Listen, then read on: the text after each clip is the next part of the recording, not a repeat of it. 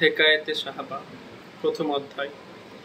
দিনের খাতিরে নির্যাতন সহ্য করা ও দুঃখ কষ্ট ভোগ করা। হুজুর আকরাম সাল্লাল্লাহু আলাইহি ওয়াসাল্লাম ও সাহাবায়ে কেরাম রাদিয়াল্লাহু তাআলা আনহুম দিন প্রচারের জন্য যে পরিমাণ কষ্ট দুঃখ সহ্য করিয়াছেন, উহা সহ্য করা তো দূরের কথা, ওরূপ ইচ্ছা পোষণ করাও আমাদের মতো নালায়েকদের পক্ষে কঠিন ব্যাপার।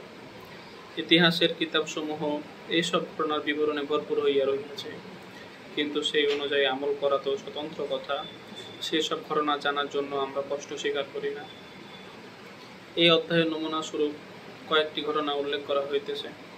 সর্বপ্রথম হুজুর সাল্লাল্লাহু আলাইহি ওয়াসাল্লামের জীবনের একটি ঘটনা দ্বারা শুরু করিতেছি, কেননা হুজুর সাল্লাল্লাহু আলাইহি ওয়াসাল্লামের আলোচনা বরকতের ওসিলা হইয়া থাকে। হুজুর আকরাম সাল্লাল্লাহু আলাইহি ওয়াসাল্লাম এর তায়েফের ঘটনা। নবুয়ত পাওয়ার পর 9 বছর পর্যন্ত নবী করিম সাল্লাল্লাহু আলাইহি ওয়াসাল্লাম মক্কা মুকাররমায় তাবলীগ করিতে থাকেন এবং কওমের হেদায়েত ও সংশোধনের জন্য চেষ্টা করিতে থাকেন। কিন্তু অল্প সংখ্যক লোক যাহারা মুসলমান হইয়াছিলেন আর কিছু সংখ্যক লোক যাহারা মুসলমান না হওয়া সত্ত্বেও হুজুর সাল্লাল্লাহু আলাইহি ওয়াসাল্লামের সাহায্য করিতেছিলেন, তাহারা ছাড়া মক্কার অধিকাংশ কাফের হুজুর সাল্লাল্লাহু আলাইহি ওয়াসাল্লাম ও তাহার সাহাবীগণকে সর্বপ্রকারে কষ্ট দিতেছিল। তাহারা ঠাট্টা বিদ্রূপ করিত এবং যত রকম নির্যাতন সম্ভব উহা করিতে ত্রুটি করিত না। হুজুর সাল্লাল্লাহু আলাইহি ওয়াসাল্লামের চাচা আবু তালেব সেই সকল হৃদয়বান লোকদের মধ্যে ছিলেন যাহারা মুসলমান না হওয়া সত্ত্বেও হুজুর সাল্লাল্লাহু আলাইহি ওয়াসাল্লাম এর সর্বপ্রকার সাহায্য সহযোগিতা করিতেন। নবুয়তের 10ম বছর যখন আবু তালেবের ইন্তেকাল হইয়া গেল, তখন কাফেরদের জন্য সর্বদিক হইতে আরো প্রকাশ্যে ইসলাম প্রচার বাধা প্রদান ও মুসলমানদের উপর নির্যাতনের সুযোগ মিলিয়া গেল। হুজুর আকরাম সাল্লাল্লাহু আলাইহি ওয়াসাল্লাম এর উদ্দেশ্যে তায়েফ তশরিফ লইয়া গেলেন যে সেখানে সখী গোত্রের লোক সংখ্যা অনেক। এই সকল গোত্র মুসলমান হইয়া যায়, তবে মুসলমানরা এই সকল নির্যাতন হইতে নাজাত পাইবে এবং দিন প্রচারে বুনিয়াদ কায়েম হইয়া যাইবে। সেখানে পৌঁছিয়া গোত্রের স্থানীয় 3 জন নেতার সহিত কথা বলিলেন, তাহাদেরকে আল্লাহর দ্বীনের দিকে দাওয়াত দিলেন এবং আল্লাহ রাসূলের দিকে অর্থাৎ নিজের সাহায্যের প্রতি আহ্বান জানাইলেন।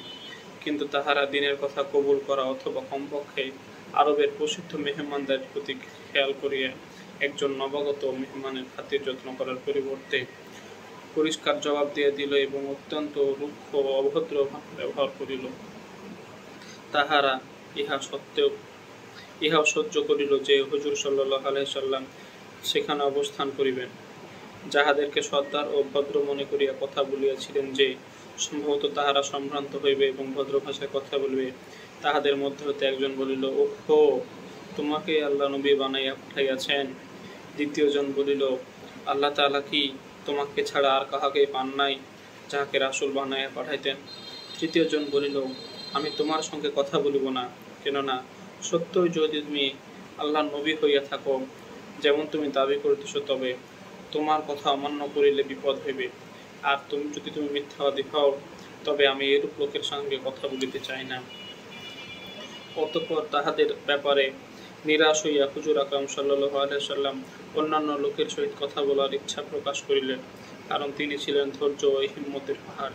কিন্তু কেহই তাহার দাওয়াত কবুল করিল না, বরং কবুল করার পরিবর্তে তাহারা নবী করিম সাল্লাল্লাহু আলাইহি ওয়াসাল্লামকে বলিয়া দিল, আমাদের শহর ছাড়িয়া এক্ষুনি বাহির হইয়া যাও এবং যেখানে তোমার চাহিদা হয় সেইখানে চলিয়া যাও। হুজুর সাল্লাল্লাহু আলাইহি ওয়াসাল্লাম তখন তাহাদের নিকট হইতে সম্পূর্ণ নিরাশ হইয়া ফিরে যাইতেছিলেন। তখন তাহারা শহরের ছেলেদেরকে তাহার পিছনে লেলাইয়া দিল।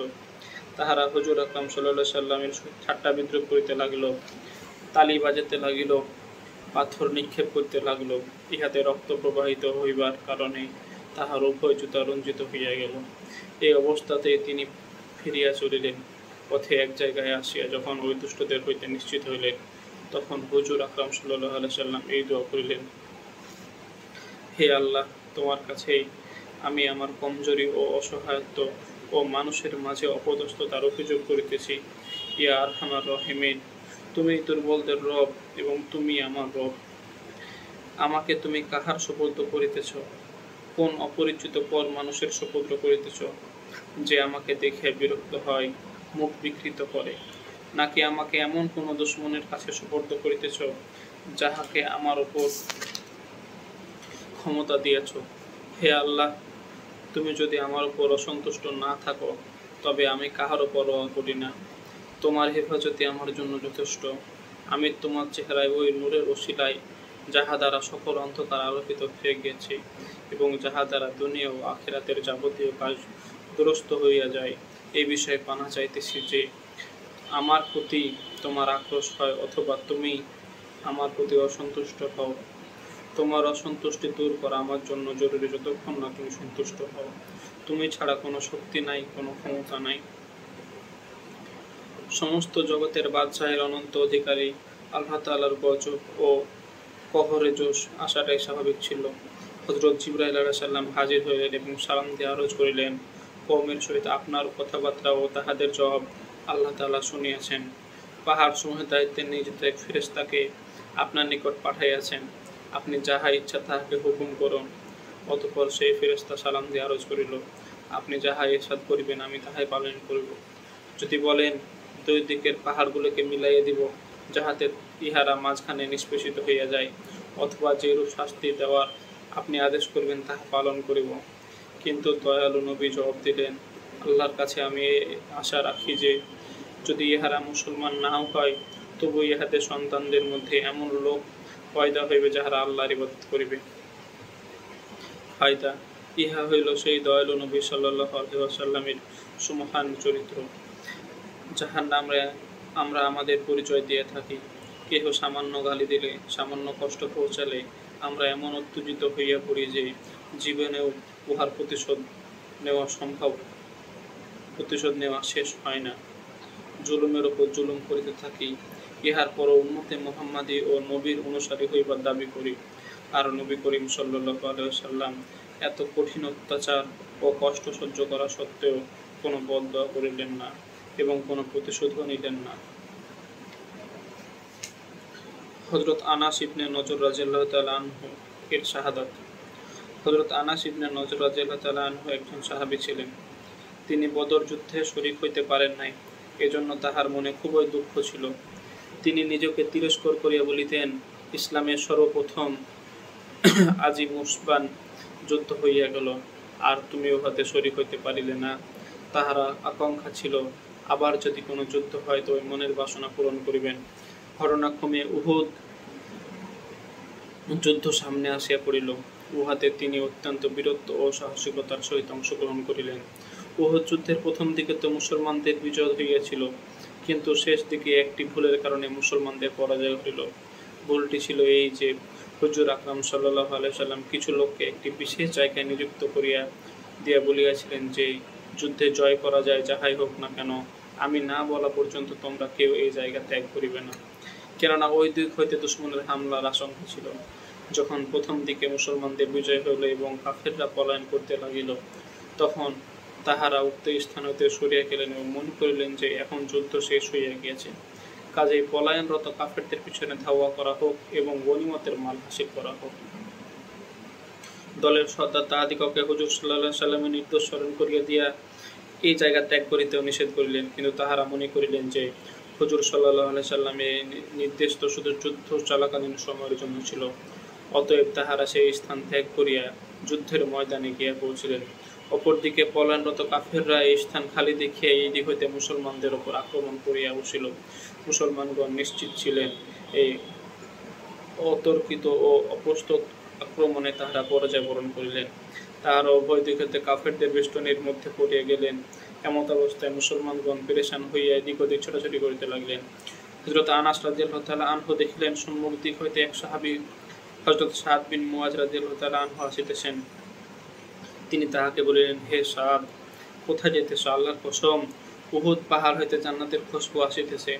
এই বলিয়া তিনি উন্মুক্ত তরবারি হাতে কাফেরদের ভিড়ের মধ্যে ঢুকে পড়লেন এবং শহীদ না হওয়া পর্যন্ত ফিরিলেন না। শাহাদাতের পর দেখা গেল দুশমনদের অস্ত্রের আঘাতে তাহার দেহ চালনির মতো ক্ষতবিক্ষত হইয়া গিয়াছে। তাহার শরীরে তীর ও তরবারির ৮০টিরও বেশি আঘাত ছিল। তাহার বোন অঙ্কুলির গিরা দেখিয়া তাহাকে চিনিতে পারিয়াছিলেন। ফায়দা, যারা ইখলাস ও সত্যিকার আগ্রহের সহিত আল্লাহর কাজে লাগিয়া যান, তাহারা দুনিয়াতে জান্নাতের মজা পাইয়া থাকেন। হযরত আনাস রাদিয়াল্লাহু তাআলা আনহু জীবদ্দশায় জান্নাতের খুশবু পাইতেছিলেন। যদি মানুষের মধ্যে ইখলাস আসিয়া যায়, তবে দুনিয়াতেও তাহারা জান্নাতের মজা পাইতে থাকে। আমি হযরত মাওলানা শাহ আব্দুর রহিম রায়পুরী রহমতুল্লাহ আলাইহির একজন নির্ভরযোগ্য ও মুখলেস খাদেমের নিকট শুনিয়াছি যে, তিনি প্রায় বলিতেন, জান্নাতের মজা পাইতেছি। ফাজায়েলে রমজানের মধ্যে আমি এই ঘটনাটা লিখিয়াছি। হুদায়বিয়ার সন্ধি। হযরত আবু জান্দাল ও হযরত আবু বাসির রাদিয়াল্লাহু তাআলা আনহু এর ঘটনা। হিজরি ৬ষ্ঠ সনে হুজুর সাল্লাল্লাহু আলাইহি সাল্লাম উমরা করিবার এরাদায় মক্কা শরীফে ছিলেন। মক্কার কাফেররা এই সংবাদ জানিয়া ইহাকে নিজেদের জন্য অপমানকর মনে করিল, তাই তাহারা ইহাতে বাধা দিল। ফলে হুজুর সাল্লাল্লাহু আলাইহি সাল্লামকে হুদায়বিয়া নামক স্থানে থামিতে হইল। জীবন উৎসর্গকারী সাহাবায়ে কেরাম রাদিয়াল্লাহু তাআলা আনহুমা সঙ্গে ছিলেন,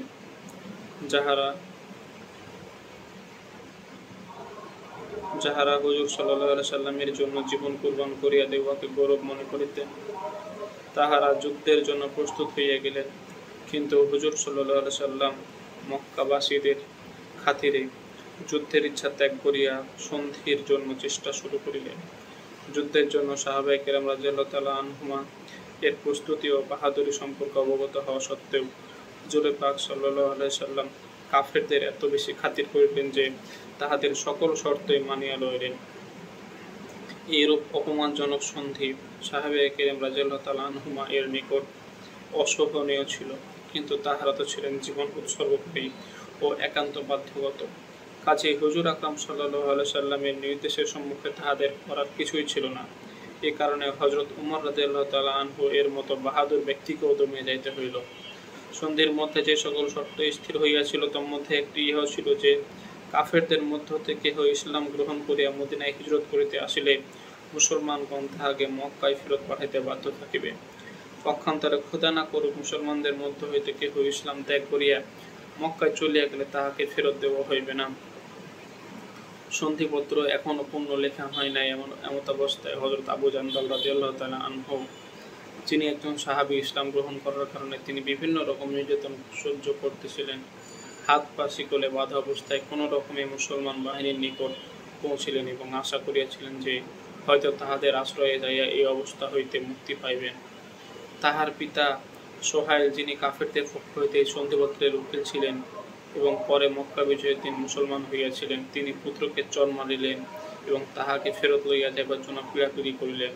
হুজুরে পাক সাল্লাল্লাহু আলাইহি সাল্লাম ইরশাদ করিলেন, এখনও তো সন্ধিপত্র পূর্ণরূপে লিখিত হয় নাই, সুতরাং এখনই উহার পাবন্দি করা জরুরি হইবে কেন? কিন্তু তাহারা ইহাতে অনড় থাকিল।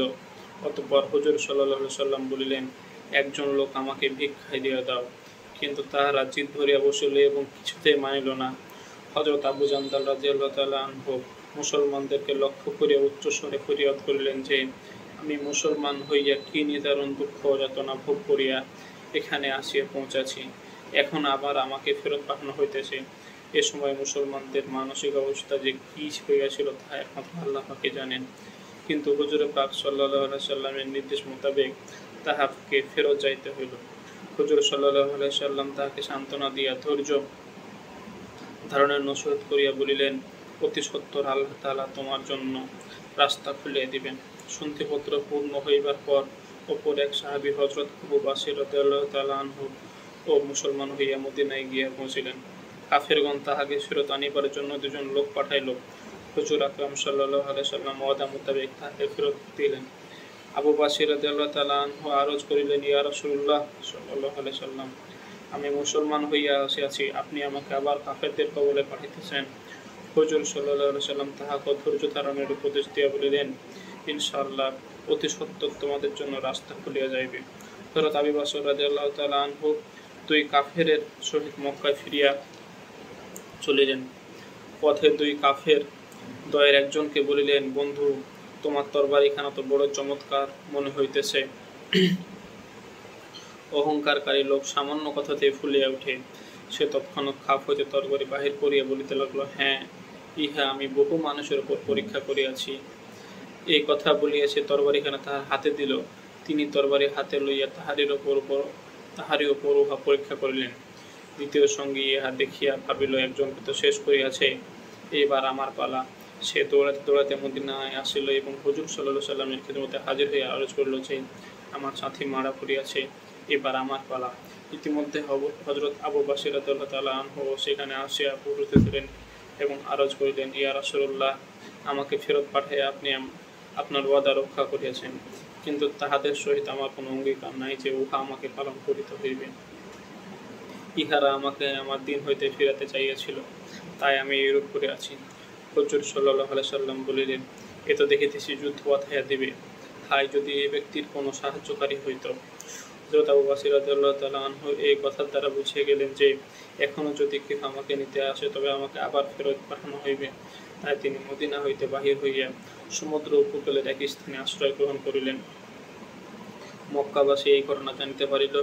হযরত আবু জান্দাল রাদিয়াল্লাহু তাআলা আনহু, যাহার ঘটনা পূর্বে উল্লেখ করা হইয়াছে, তিনিও গোপনে সেখানে পৌঁছে গেলেন।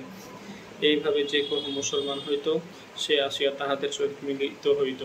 কিছুদিনের মধ্যে তাহার একটি ছোটখাটো দলে পরিণত হইয়া গেলেন, কিন্তু সেখানে না আছে খানাপিনার কোনো ব্যবস্থা, না আছে কোনো বাগ বাগিচা, না আছে কোনো বসতি। এমত অবস্থায় তাহাদের উপরে যে কি কঠিন অবস্থা অতিবাহিত হইয়াছে তাহা একমাত্র আল্লাহ তাআলাই জানেন। কিন্তু যে সমস্ত জালেমদের অত্যাচারে অতিষ্ঠ হইয়া তাহারা পালাইয়া আসিয়াছিল, তাহাদের পথ বন্ধ করিয়া দিলেন। এই পথে তাহাদের যে সকল বাণিজ্য কাফেররা যাতায়াত করিত, তাহাদের সহিত মোকাবিলা ও লড়াই করিতেন। পরিশেষে মক্কার কাফেরগণ কোনো উপায় না দেখিয়া হুজুর সাল্লাল্লাহু আলাইহি সাল্লামের খিদমতে মহান আল্লাহ ও আত্মীয়তার দোহাই দিয়া অত্যন্ত মিনতি সহকারে লোক পাঠাইয়া এই প্রার্থনা জানালো যে তিনি যেন ওই উচ্ছৃঙ্খল দলটিকে নিজের নিকট ডাকিয়ে নিয়ে যায়, যাহাতে উহারা সন্ধির অন্তর্ভুক্ত হইয়া যায় এবং আমাদেরও জন্য যাতায়াতের রাস্তা খুলিয়া যায়। বর্ণিত আছে যে হুজুর সাল্লাল্লাহু আলাইহি সাল্লামের অনুমতিপত্র যখন তাহাদের নিকট পৌঁছিল, তখন হযরত আবু বকর রাদিয়াল্লাহু তাআলা আনহু মৃত্যু রোগে আক্রান্ত ছিলেন। হুজুরের পত্রখানি তাহার হাতে ছিল, মস্তক তিনি ইন্তিকাল করিলেন।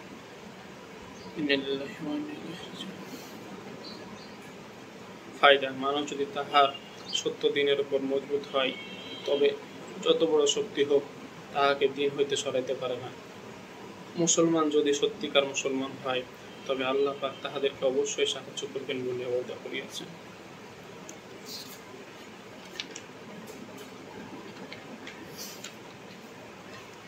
হযরত বিলাল হাবশী রাদিয়াল্লাহু তাআলা আনহু এর ইসলাম গ্রহণ ও নির্যাতন ভোগ। হযরত বিলাল হাবশী রাদিয়াল্লাহু তাআলা আনহু একজন বিখ্যাত সাহাবী, যিনি মসজিদে নববীর স্থায়ী মুয়াজ্জিন ছিলেন। শুরুতে তিনি একজন কাফেরের গোলাম ছিলেন। ইসলাম গ্রহণ করার কারণে তাহাকে বিভিন্ন ধরনের কষ্ট দেওয়া হইত। উমাইয়া ইবনে খালফ মুসলমানদের চরম শত্রু ছিল। সে তাহাকে প্রচণ্ড গরমের মধ্যে দুপুরের সময় উত্তপ্ত বালুর উপর চিৎ করাইয়া শোয়াইয়া একটি ভারী পাথর তাহার বুকের উপর চাপাইয়া দিত, যাহাতে তিনি নড়াচড়া করিতে না পারেন, আর বলিত যে হয় এই অবস্থায় মরিবে, আর বাঁচিতে চাইলে ইসলাম ছাড়িয়া দেবে। কিন্তু হযরত বিলাল রাদিয়াল্লাহু তাআলা আনহু এই অবস্থাতেও আহাদ আহাদ বলিতেন, অর্থাৎ আমার মাবুদ একমাত্র আল্লাহ তাআলা। রাত্রে শিকলে বাঁধিয়া তাহাকে বেত্রাঘাত করা হইত এবং পরদিন উত্তপ্ত যৌবনের উপর শোয়া ক্ষতবিক্ষত শরীরকে আরও বেশি ক্ষতবিক্ষত করা হইত, যেন তিনি অতিষ্ঠ হইয়া ইসলাম ত্যাগ করেন, নতুবা ছটফট করিতে করিতে মৃত্যুমুখে পতিত হন। নির্যাতনকারীরা ক্লান্ত হইয়া পড়িত। কখনো আবু জাহেল, কখনো উমাইয়া ইবনে খালফ, কখনো বা অন্য কেউ পালাক্রমে শাস্তি দিত। প্রত্যেকে শাস্তি দিতে নিজের সম্পূর্ণ শক্তি ব্যয় করিত। হযরত আবু বকর সিদ্দিক রাদিয়াল্লাহু তাআলা আনহু তাহাকে এই অবস্থায় দেখিতে পাইয়া খরিদ করিয়া আজাদ করিয়া দিলেন। যেহেতু আরবের মূর্তি পূজকগণ নিজেদের মূর্তিগুলোকে মাবুদ বা উপাস্য বলিয়া মনে করিত, তাই উহার মোকাবিলায় ইসলামের শিক্ষা ছিল তাওহীদ ও একত্ববাদের। এই কারণে হযরত বিলাল রাদিয়াল্লাহু তাআলা আনহু এর মুখে শুধু একত্ববাদের জিকির ছিল। ইহা প্রেম ও ভালোবাসার বিষয়। আমরা যেখানে মিথ্যা মহব্বতের বেলায় দেখিতে পাই যে যাহার সহি মহব্বত হইয়া যায়, তাহার নাম উচ্চারণ করতে মজা লাগে, অনর্থক উহাকে বারবার উচ্চারণ করা হয়, সেখানে আল্লাহ পাকের মহব্বত ও ভালোবাসার ব্যাপারে আর কি বলিব, যাহা দিন দুনিয়া উভয় স্থানে কাজে আসিবে। এই কারণে হযরত বিলাল রাদিয়াল্লাহু তাআলা আনহুকে যখন সর্বপ্রকার নির্যাতন করা হইতো, কঠিন শাস্তি দেওয়া হইতো, মক্কার বালকদের হাতে ছাড়িয়ে দেওয়া হইতো, আর তাহাকে অলিতে গলিতে ঘুরাতে থাকিত, তখন তাহার জবানে শুধু আহাদ আহাদ জপ উচ্চারণ হইতে থাকিত। ইহারই প্রতিদান স্বরূপ হুজুর সাল্লাল্লাহু আলাইহি ওয়াসাল্লামের দরবারে তিনি মুয়াজ্জিন নিযুক্ত হইয়াছিলেন। মদিনায় ও সফরে সর্বাবস্থায় আজান দেওয়ার দায়িত্ব তাহাকে দেওয়া হয়। হুজুর পাক সাল্লাল্লাহু আলাইহি ওয়াসাল্লাম ওফাতের পর মদিনা শরীফে বসবাস করা ও হুজুর সাল্লাল্লাহু আলাইহি ওয়াসাল্লামের শূন্যস্থান দেখা তাহার জন্য কষ্টকর হইয়া গেল। এজন্য তিনি অবশিষ্ট জীবন জিহাদে কাটাইয়া দেওয়ার মনস্থ করিলেন। সুতরাং জিহাদে অংশগ্রহণের উদ্দেশ্যে তিনি চলিয়া গেলেন। দীর্ঘদিন পর্যন্ত তিনি আর মদিনা মুনাওয়ারায় ফিরিয়া আসেন নাই। একদিন তিনি স্বপ্নযোগে হুজুর সাল্লাল্লাহু আলাইহি ওয়াসাল্লামের জিয়ারত লাভ করিলেন। হুজুর সাল্লাল্লাহু আলাইহি ওয়াসাল্লাম তাহাকে বলিলেন, বিলাল, ইহা কেমন জুলুমের কথা যে আমার নিকট একেবারে আসিতেছ না। নিদ্রা হইতে জাগ্রত হইয়া তিনি মদিনা তাইয়্যিবায় হাজির হইলেন। হযরত হাসান ও হযরত হুসাইন রাদিয়াল্লাহু তাআলা আনহুমা তাহাকে আজান দেওয়ার অনুরোধ করিলেন। আদরের দুলালদের অনুরোধ উপেক্ষা করিবার উপায় ছিল না। আজান দিতে আরম্ভ করিলেন। হুজুর সাল্লাল্লাহু আলাইহি ওয়াসাল্লামের জামানায় আজানের আওয়াজ শুনিবা মাত্র সমগ্র মদিনায় শোকের রোল পড়িয়া গেল। মহিলাগণ পর্যন্ত কাঁদিতে কাঁদিতে ঘর হতে বাহির হইয়া আসিলেন। কিছুদিন সেখানে অবস্থান করার পর তিনি সেখান হইতে ফিরে আসিলেন। অবশেষে হিজরি 20 সনে দামেস্কে তাহার ইন্তেকাল হয়। আমরা যে হাদিসগুলো বললাম, আল্লাহ তাআলা আমাদেরকে